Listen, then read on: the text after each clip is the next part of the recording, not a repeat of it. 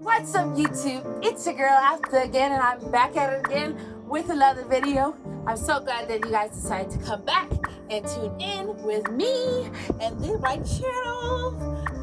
It's honestly a party every time I see that you guys are loving and engaging. It warms my heart. As you guys can see, yes, I have purple hair. Disclaimer, I got bored. Quarantine really does make you do some different things. But I was a purple haired before, probably like a year ago.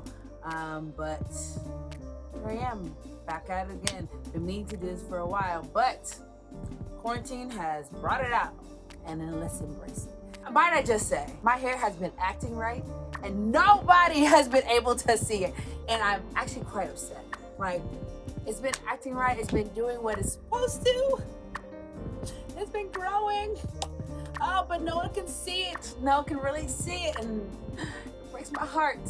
But soon we'll be out of quarantine, and soon that we'll be out into the world again, and our life can resume as usual. But until then, I'm just gonna be talking to you guys. You guys just get to see all of it. But yes, I am back outside again because it's really, really beautiful out. It has been beautiful for a really long time now. Now that spring is here, it really does make you in a happier mood when you're outside, even if it's just in your backyard. So I definitely recommend everybody to go outside and, take a nice fresh breath of air.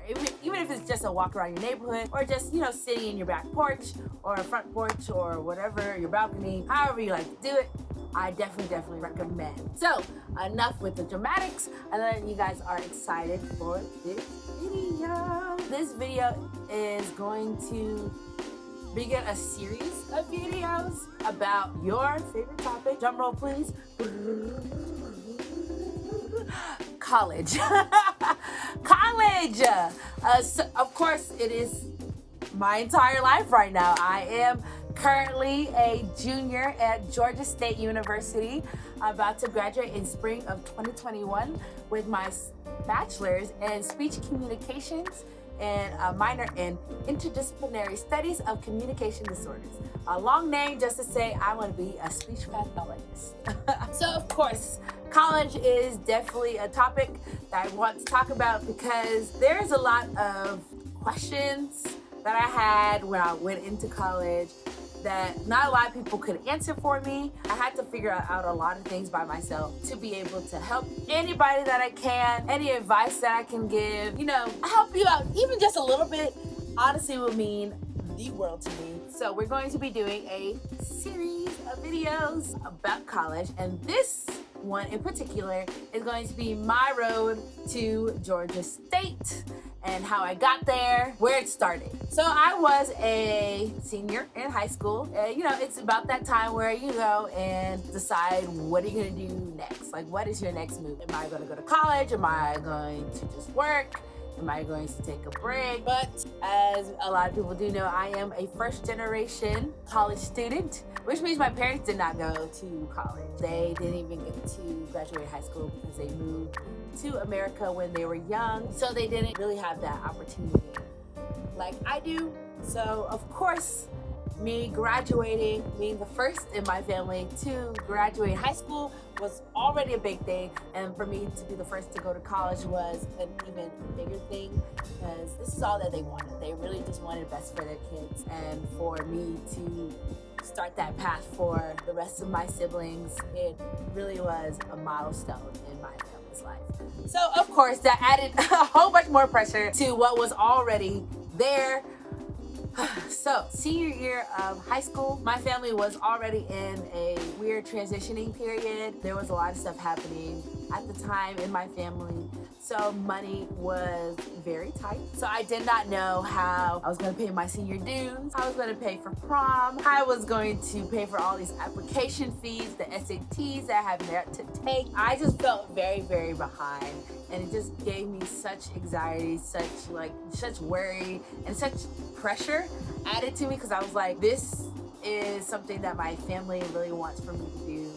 and something that I wanted to do for myself. And a lot of my teachers and friends, they expected it of me as well, because I was an AP kid.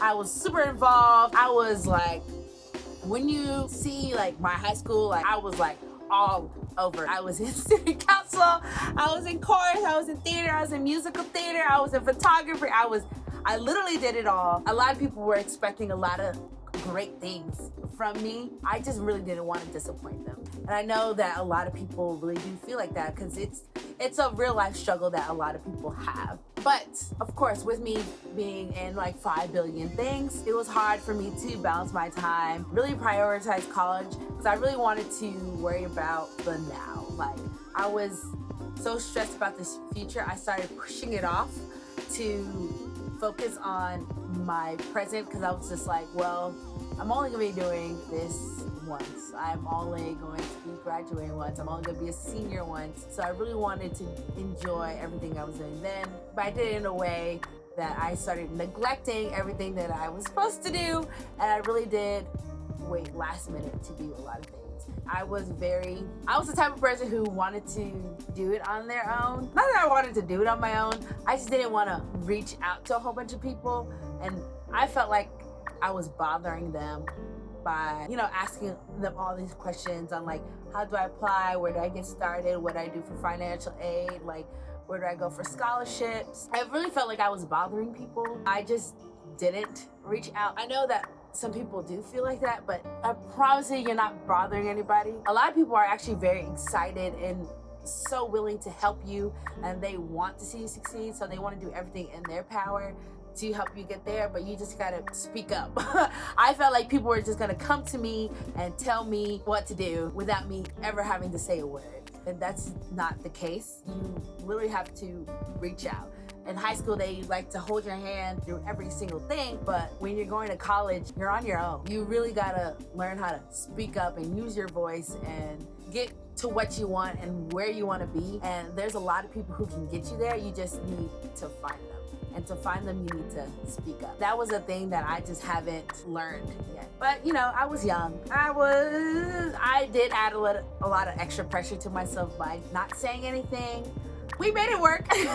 Thank God there was people in my life who was willing to help me. It was just like one after another, one after another, one after another. But people were like, oh, let me pay for this. Like, let me help you. Like, how can I help you? Like this, oh, you need your help with your senior dues? Boom, like here you go.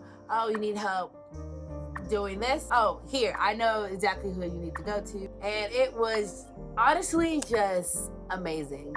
It was godsend because I did not know how I was going to do it, but it happened. We made it through.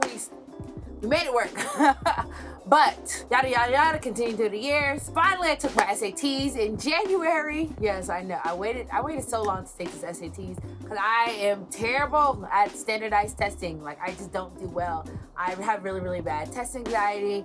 So I just second guessed myself, and I just had a whole bunch of stuff going on. I just prioritized it last because I did look at schools that you didn't need the SATs or ACTs to get in. That's how much I did not want to take it. I just really did not want to take it. But I took it once. It was okay. I actually did not too bad. Would I ever have done it again? No. Should I have? Maybe. But I got into the school I needed to be at. I guess it all worked out. And it was like February when I really was like, okay, yeah, I need to choose a school. Before then, I didn't do like an early applications for like colleges. I waited really late to apply. I think I applied in actually like November, like October, November, I believe. That's when I was just like, before a lot of schools was like, before the deadline for a lot of schools closed, I was definitely went ahead and I just did it. In my high school, we had like advisement time, and that's when they like, for our seniors, they really like taught us like, this is what you need to do, this, and that's when I actually paid attention, and that's where I got my information from. Not that I went to the counselor like I was supposed to, not like I went to my teachers like I was supposed to. Again, don't do that. But I really did pay attention to when people was telling like a lot of people, or I was just listening in to what my friends were doing, kind of just basing things off of that and like figuring out the pieces as I went. We had a college advisor there to help the senior, get to where they needed to be. I heard from a friend that she had free like she had like fee waivers for like colleges and stuff, and I was just like, all right, I'm gonna need to, go and get maybe like 1 or 2 of those, because when I tell you these application fees are no joke, they're no joke. Oh, it hurt my heart. I was like, before you even get accepted to college is already expensive. Like, just to get in, expensive. The process before you even like start school, expensive. When you get in, it just keeps getting more expensive and more expensive and more expensive. And that's just another topic for another day, because finances is above my head, honestly. She had like a lot of fee waivers, so I actually went and I actually got one. When I went to go get one, she stopped me. She's like, I don't even know you. Well, she knew me.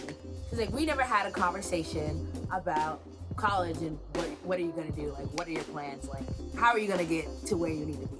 She finally sat me down right then in that moment, and she was just like, okay, what's your plans? And I was just like, kind of winging it.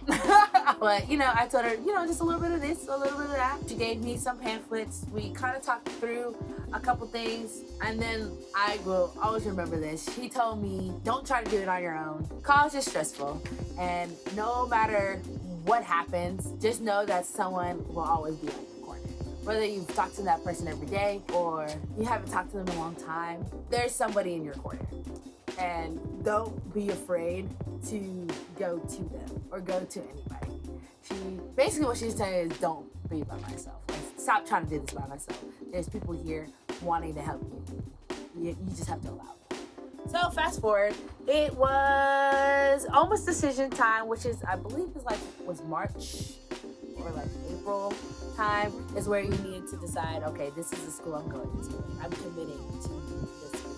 At this point, I've gotten into a lot of the schools that I applied to, and it was cracking down to, am I staying or am I going? I was really, really determined to go. I was just like, well, I'm not going to be here. I'm leaving.